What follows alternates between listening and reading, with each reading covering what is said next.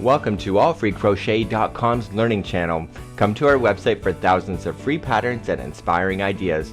Don't forget to subscribe to our YouTube channel, our Facebook page, and our website to continue to receive free patterns and crafting deals. Your video host Mikey is now standing by to give you another free tutorial. Welcome everybody. In today's tutorial we're going to be working on these Bumble Berry Pie squares, and this is using Bernat Mosaic yarn. And what we have here is the yarn that I'm actually using, and I love this yarn because of the very slow nature of it changing color. So you'd think I might have used brown in the center, but in actual fact this is the continuous color changes as this yarn goes through. So this is not like typical yarn where the color changes maybe about 4 to 6 inches. The color change here is within feet. So in actual fact you can see that it's starting going out, and then it comes out to red, and then it starts transitioning out to orange, and then even here it's just dark purple and black, and then it's black, and then it starts putting in the red, so the red gets more vibrant as it goes around, and then over here. So on the actual shelf of Bernat or any kind of stores that you're looking at, you would say to yourself, this is not the same yarn, and in actual fact it is. And you can actually see it by two different options, is that it has a color swatch that's on the front of it, but also what I want you to pay attention to is that the color swatch doesn't tell you what the color is, the actual SKU does. So what you have here is 44701 is the actual model number, and it's called Medusa.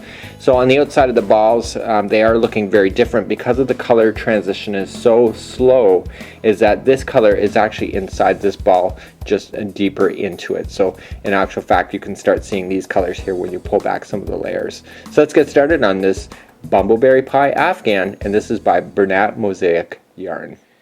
So let's create a slip knot while I talk to you for a few seconds. And what we have here is that we have a size H hook, or 5.0 millimeter. We are using the Medusa yarn by Bernat Mosaic, and the color is going to transition in throughout this video, and every square off camera takes about 9 minutes to complete, and the Afghan I'm working on is 127 squares. And my Afghan, I'm not actually fastening it this way, I'm actually fastening it in the other way so that they're diamond shape, so the edge of my Afghan is actually going to be up and down, up and down. So let's begin, and we're going to chain 6. So 1, 2, 3, 4, 5, and 6. And what I want you to do, stick your hook into the very starting chain, pulling it down like a U, okay? And I want you to grab the yarn, okay? So grabbing it and pulling it through and through, and using your middle finger and your thumb to hold it in a position. You can see now the actual center of your square.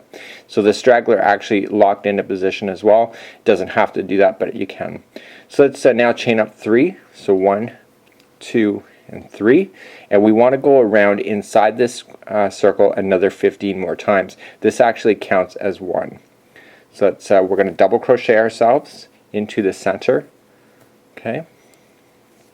And I don't really start counting right away. You can if you want to, and then we can just recount. And again, you're going to start seeing a transition in colors as we go out through this particular Afghan.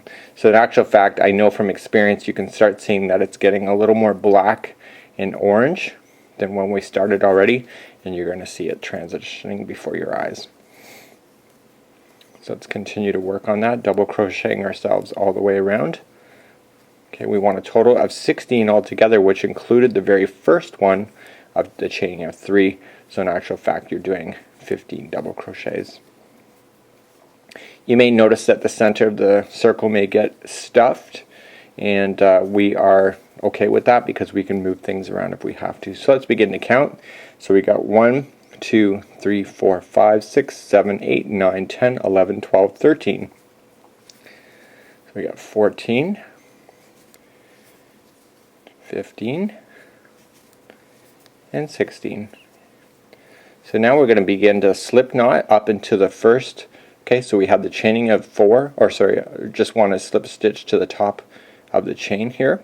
This was the chaining of 3, sticking your hook in, pulling through and through, and there is the very center of your new granny square Afghan pattern. Here we go.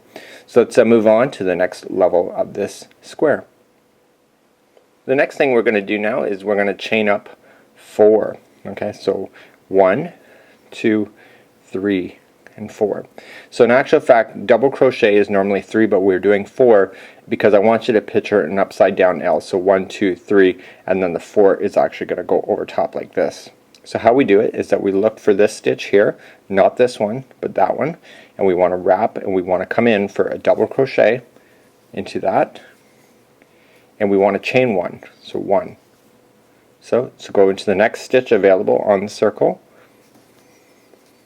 double crochet, and chain 1. Next one on the circle. So how many should we actually have? Well, if you went around and you did 16 on the lower level, by the time you get around here, there should be 16. It is critical that there is 16 going around each one of these, this next circle, because in the next line above in this one, we actually divide everything into 2. So if you have 15 or you have 17, what happens is you end up with an odd number out, and your square is going to look out of balance and out of sync with the rest of them. So I'm not counting. You can see that color transitioning quite amazingly, in my opinion. So why did I call it the Bumble Berry Pie Afghan square? And the reason for it is that when you look at an actual Bumble Berry pie, you can actually see the browns of the crust. You can see the nice peaches and the reds of the interior of the pie, and you can really start seeing really deep colors, because chances are if I baked it, it would probably be black crust. So I'm getting this far, so I'm going to count. So easier to count this one. So 1, 2, 3, 4, 5, 6, 7, 8, 9, 10, 11, 12, 13, 14, 15. Chaining a 1 again. We want 16, so just coming into the last one. So we want to do that, and we also have to chain 1 after we do the 16, and we want to slip stitch it to the starting. Okay, so that is the end of now doing the actual circle of the inside, and now we're going to start bringing this thing square in the next level. Well, carrying on right along, we're going to now chain up 3. So 1, 2, and 3. So right where I'm pinching, okay, the actual gap before you did that is the actual starting corner. So it's actually going to be one of the corners. Okay, the way I do squares is that I do one half of the corner first, go all the way around, and I finish it off. So I want to put in 2 more double crochets into that same gap that I pulled apart. Okay, so the chaining 1 is kind of bending up underneath of it, but that's cool. That's very good. So now we want to chain 1. Okay, we want to look at everything in sets of 2. So the next 2 spokes is you want to keep together. So you want to jump over into the second spoke area. So not in between, but second. And we want to double crochet 3 more times.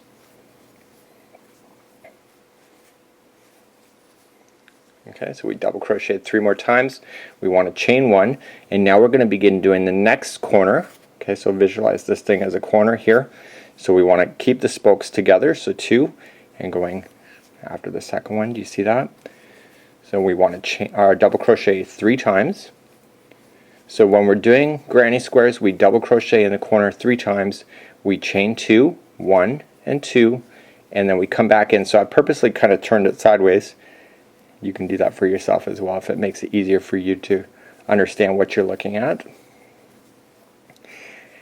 Okay, so we had 3 double crochets, chaining of 2, 3 double crochets into the same spoke area, and we want to now chain 1 and jumping over. So we want to keep the 2 spokes together, jumping it to the next gap, and we want to change, or sorry, double crochet 3 more times. We want to chain 1, and now we're ready to do the next corner. So again, keeping the 2 spokes together, coming in just like that. So we want to do your corner again. So 3 double crochets, 2 chain, 3 double crochets. So in actual fact, in this round, we are converting the circles now into a square. We've seen this pattern before in other Afghans as well. So we got the square, or got the corner done, so we chain 1, keep the next 2 spokes together, and going in. We want to double crochet 3 more times. I had a woman arguing with me at a festival lately, and she argued that I should never just chain one in between. Okay, so we're going into the next corner, everybody, so it's 3 double crochets, 2 chain, 3 double crochet.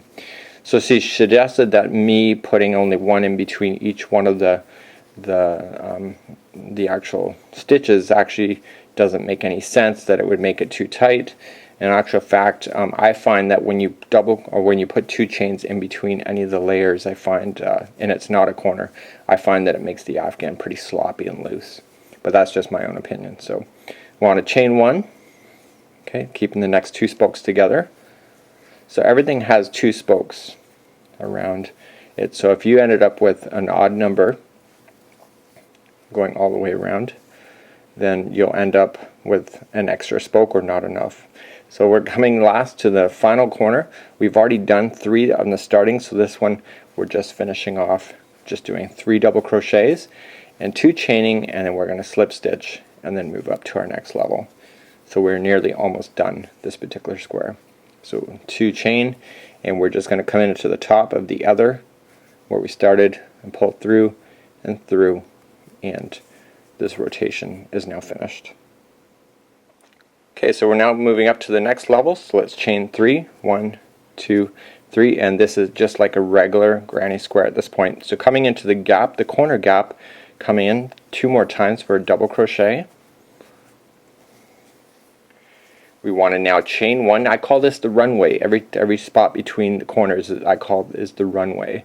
So every time we chain 1, we put in 3 double crochets, and then we chain 1 again.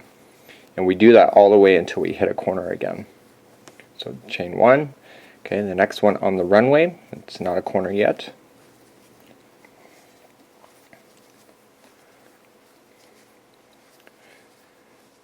Okay, and we're now hitting the corner, so we chain 1 and we get into the corner piece, so go right into the corner. We're going to 3 double crochets, 2 chain, 3 double crochets.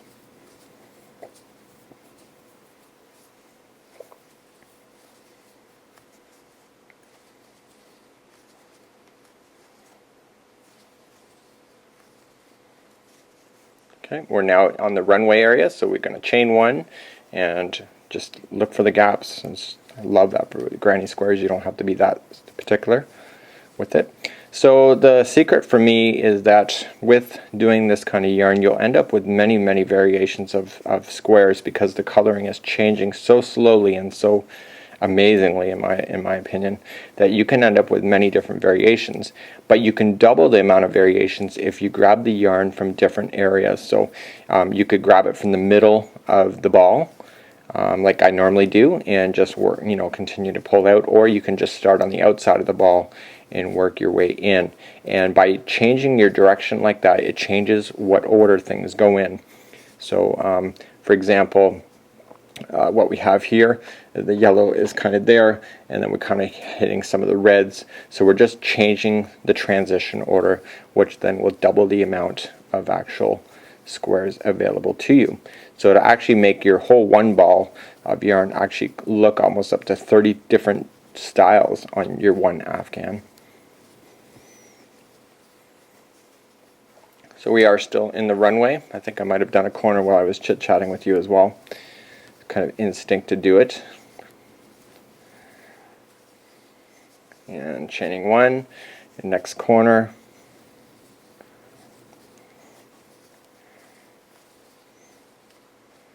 Off camera I have my ball of yarn. I've been working from the outside in, and I have it in a bowl, and it's just easier from the yarn hitting the floor all the time in it. Because the bowl is stainless steel, it just rotates around in the bowl itself instead of getting tangled. So that was a corner. Back on the runway, we are on the last part of the runway before we calling this square quits, and we start on with our next one. So we've gone from beautiful yellows to nice orangey pumpkins to some reds, and now we're getting darker into the red and brown, and then eventually it'll turn black as well. But this is the nice thing, I find these squares are big enough that you see enough of a color change, because if the squares are too big, I think that too many of the squares will actually start looking very similar. So we're now on the final. You can tell we've already started this one. We're here. We're going to chain 2, 1 and 2, and we're going to slip stitch, pull through and through. So this is where I stopped on the Bumble Berry Afghan, but you can go bigger if you feel like you want to. And what I just do to finish off is that I just trim over my hand with my Westcott scissors, and I'm just going to pull out.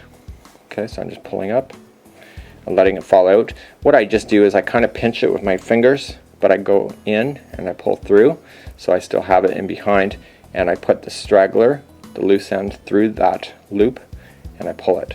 So it's kind of tightening on top of each other. I then take this and I pull it through and over, and I go to the middle one, middle stitch, pull it through toward me and throw it back over, come into the next gap, pull it through, go into the next middle piece, here the stitch, pull through, okay, the next gap, I'm going to pull through, and then the middle. So there's enough straggler here that when I go to fasten these all together, that when I fasten them along this edge, all of the straggler will be caught in a position, and I can safely trim this and put it aside for when I'm ready to actually make the Afghan. On behalf of All Free Crochet, I'm your host Mikey, celebrating this wonderful accomplishment with the Bumble Berry Pie Afghan using Bernat Mosaic yarn. Until next time, have a great day.